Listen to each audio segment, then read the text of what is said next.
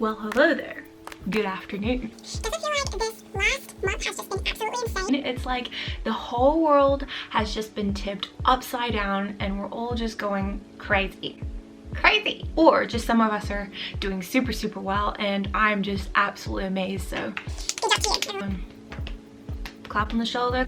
Today's video is not quarantine related. I thought, you know what, I'm gonna take a break from that and just go back in time to when stuff was really funny and really different as someone who grew up as a mixed child. Growing up multicultural, I've always been kind of never someone who's really fit into one category. We are also multifaceted and we've grown up with so many different backgrounds, and more than ever, as people travel, as people marry other people from different cultures, different countries, we are all just gonna become so super mixed. In this video, I'm going to share what it's like growing up as a Multicultural kid. If you are a mixed kid, you'll get questions like, who are you? Where is you? Where is you? Why you look like that? Why you sound like that? What? Basically, you just get questioned why you are who you are. You just get used to it, or you just make weird faces like me.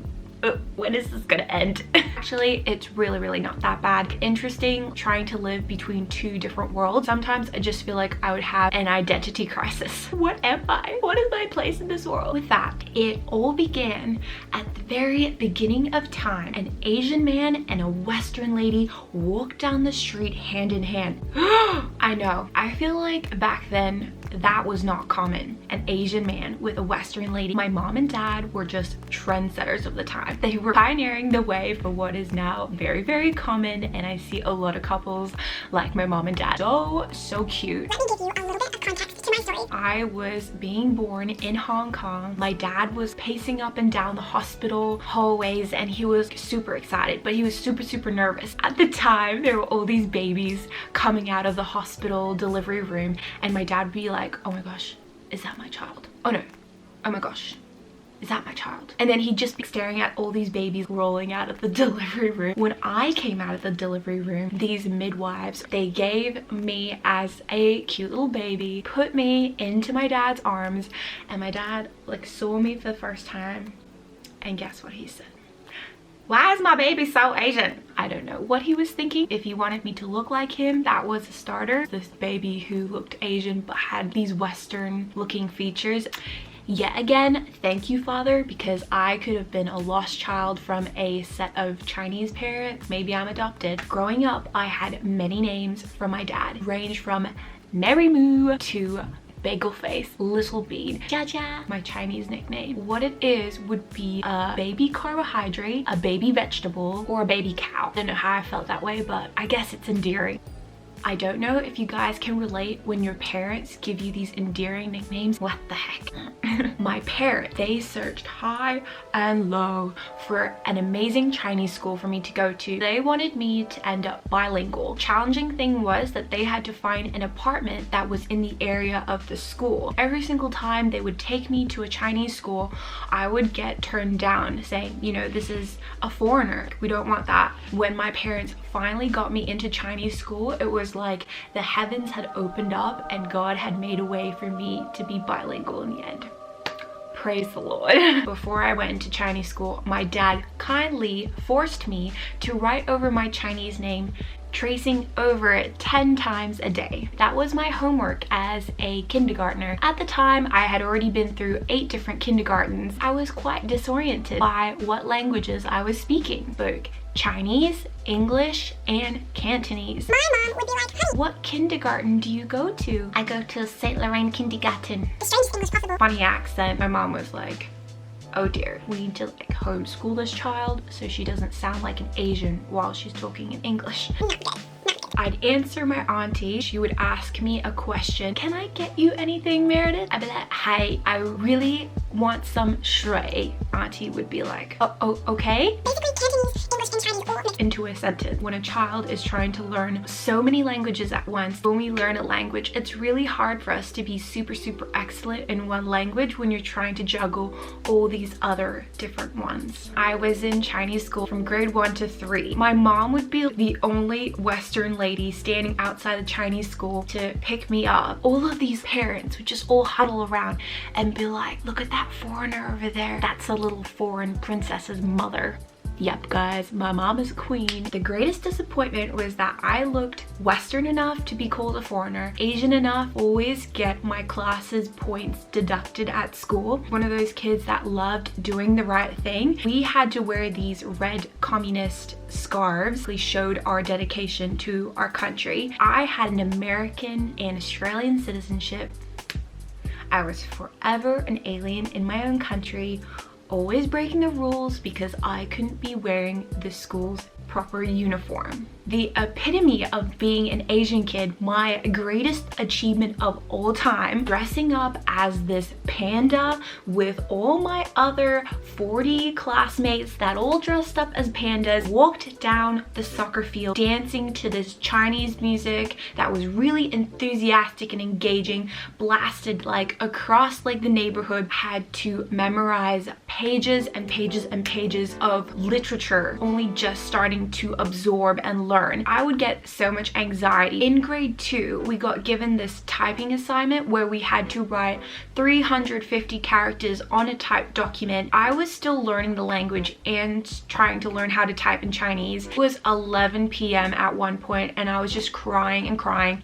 Praise the Lord for my dad. My dad ended up taking over and doing my assignment for me, going to the teacher and saying, you know, look, you know, this is not practical for my child. As I stood in the most intense, humid heat. in Asia, the heat is so humid. It's not like dry heat. We would have to stand on our school grounds for 30 minutes straight in the hot sun without a hat, without any sunscreen. I would end up literally passing out. My teacher would get my male classmate who was the strongest and he would carry me back to the classroom, and then I would end up in the nurse's office, and I just thought, you know, the easiest way that has no drama, give me less drama, is to just let me stay in the classroom and help out with the breakfast. even now with going through Australia, how much sunscreen and sun protection is important, that just sounded like a health hazard. I would just be so distressed when I, as a Western kid who was still absorbing a second language, I would be standing listening to all these announcements for like ages and ages, and I could not understand a thing. Get my dad to call the school and make sure that I didn't miss out on stuff, because back then, like, if you hadn't done things properly, the punishment was quite great. Ways that you discipline kids in that school is not widely accepted. So hitting with the ruler, things that are really embarrassing for children. But I can understand that with a class of 40 to 45 kids per class, that must have been really, really stressful for them to manage. Being multicultural, growing up multicultural, being Chinese and Western. Being called a foreigner, growing up in my own country, being hit on all the time, being stared at all the time, you'd think that it was such a flattering thing. But even when I like made friends with people, I always had to be really cautious. Like honestly, I love people so much. But going into a new friendship, Not a relationship, but just getting to know people. Match made with someone's brother, or, you know, someone's mom wanting me to marry their son because I'm this, you know, foreigner. With Westerners, I could fully like enjoy being, you know, American, Australian, and hanging out with an international crowd, where with my Chinese friends, I fully just embraced my Chinese side. And I acted totally Asian, even though I looked a certain way on the outside. Be super Asian. As John would know, John says that I have some really Asian kind of mannerisms to me. that's just stuff that I picked up growing up in China. I remember when I was going across the border and I would be traveling a lot by airplane, and those forms that you would get, you'd have to fill out before you cross the border. And so I'd be filling these forms out, and I'd always like sit next to my mom, how do I fill out this part? And it was always the section on ethnicity, and I always found it super confusing because they'd have Caucasian, they have Asian, and I would just get super confused. And I think because people who are mixed, they weren't as common, so sometimes the forms would not even have that section. So I would have to tick other and then write down specifically what I was. Just felt very like kind of an alien. I would sit there for ages trying to figure out how to fill out this form, but now I know how to fill out those forms. It would all start off like this. Where are you from? Are you Canadian? Oh, I didn't want to offend you, so that makes sense because you look kind of American and you've got an American accent. You're from Brisbane though? You look kind of Asian though. Are you like fully Asian? Half Asian? Is your mom Asian? Cool accent though that you're from Brisbane, but you sound American. What's with the accent? So you didn't grow up in America. How did you end up in Australia then?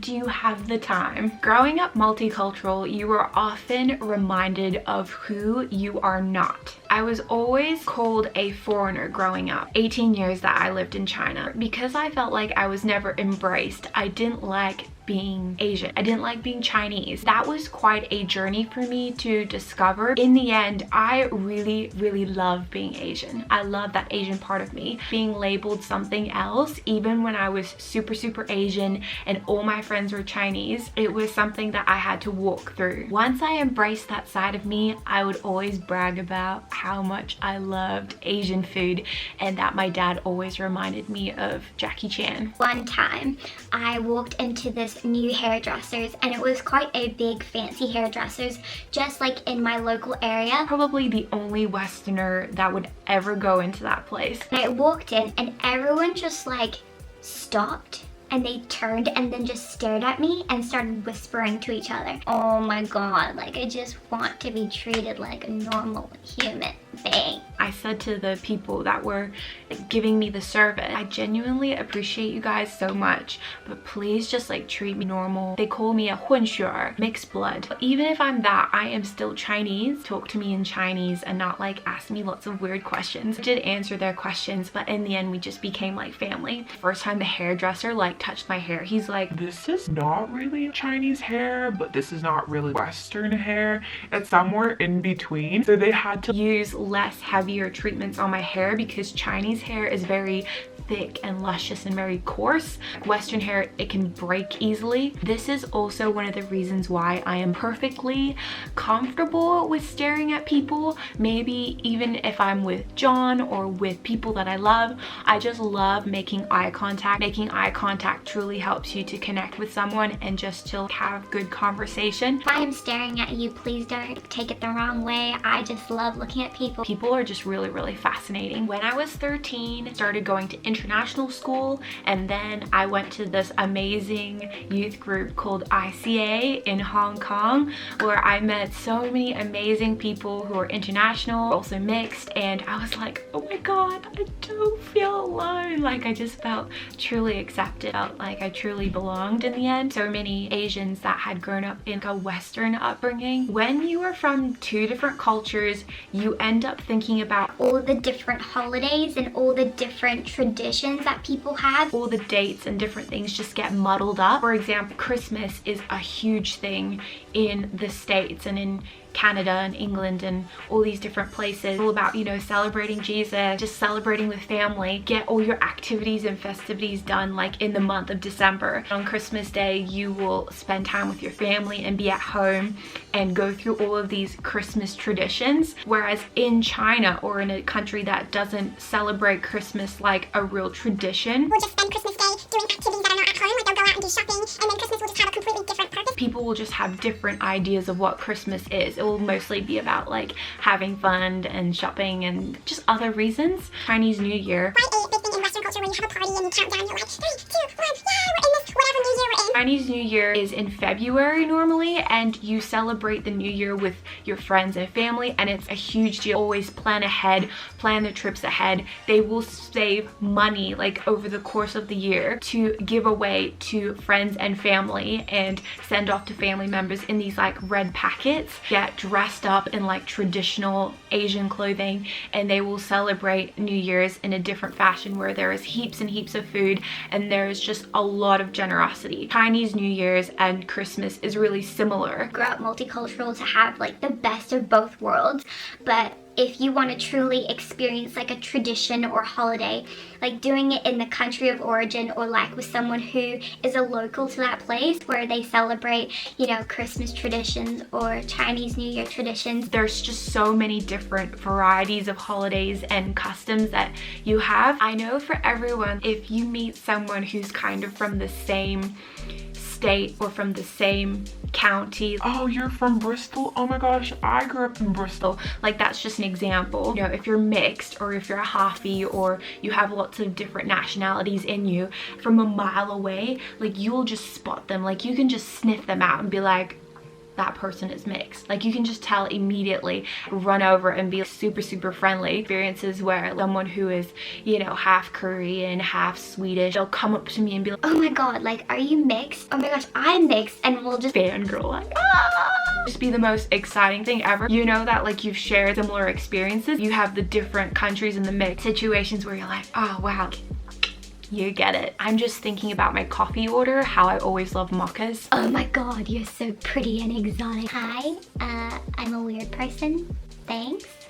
You will also have different senses of humor. My sense of humor is mostly Asian. Anything that is super Chinese or super, super Asian, I find like that I laugh so much with other Asians or with people that are not Western. Kind of weird. Working at a cafe in England, and it was like the most amazing place, but the person that would make me laugh the hardest would be my colleague, who is Thai, and really got each other, and I'm just so thankful for that. I feel like for most of us, like, if we want a really good laugh or really good connection, finding someone who has similar background, it'll just bring who you are truly alive. For me, I love hanging out with my friends who are completely Western, purebred Australian, or the purebred English, and I find that they're really, really great. It all just comes down to what kind of life experiences you've had and what kind of sense of humor. you don't always have to have the same sense of humor, but when you do find someone who has the same sense of humor and you watch TV and movies that reflect your sense of humor, it just makes you laugh so hard. And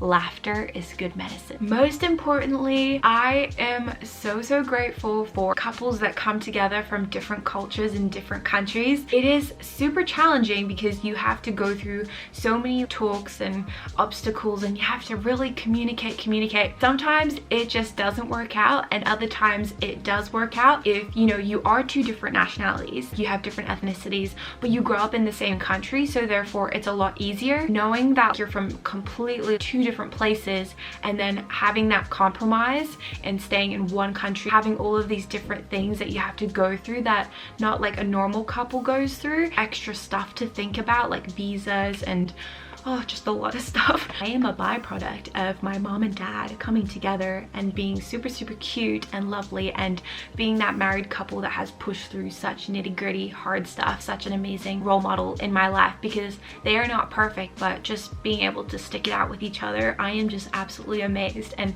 so thankful. So I'm really thankful for my parents and all the funny like experiences that I've had, you know, growing up in China and going to a Chinese school, and then, you know, homeschool and international high school, and then living in Australia and being American, and then now I'm living in England. Like, it just blows my mind. And being someone who's so multicultural, and then being with someone who's so amazingly from one place, and even though he's got a bit of ethnicity from a different country in his family line, has different experiences with different cultures and stuff, so therefore like that works in a way, and I'm just so appreciative of that. Have great dinners of Asian food and watching multicultural type media and reading books about people who love to travel and grow up in different scenarios. Let me know if there is anything that you can relate to as someone who has different nationalities in them, because I know a lot of us, we end up doing DNA tests, and that is always super interesting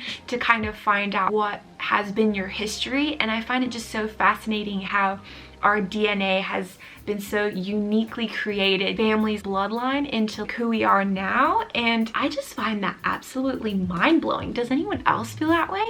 But yeah, just being proud of what country you're from, being proud of the countries that you represent, and I just never want to ever downplay a country because of its cons. Like, every country has pros and cons, and I always want to be someone who can uplift like people of a country and to be encouraging and to pray for my leadership no matter what country, because I know some countries are more difficult and more corrupt, or they have certain things about them that are not good. Like, I would not promote, you know, different value systems that have been put in place that have really brought oppression on people. yeah, I'm just really grateful for the freedoms that we have, especially in Western countries. We have a lot of freedoms that are really amazing that we get to just enjoy, and I never want to take that for granted. I really hope that you guys enjoyed this video. Comment down below what are some things you noticed being from a different background, experiences growing up. What is something funny, unique about you, something that has always come up, shaped who you are? I would love to hear your story and share that with me. As we continue on, we're going to become more and more mixed, and we're just going to all be like one color.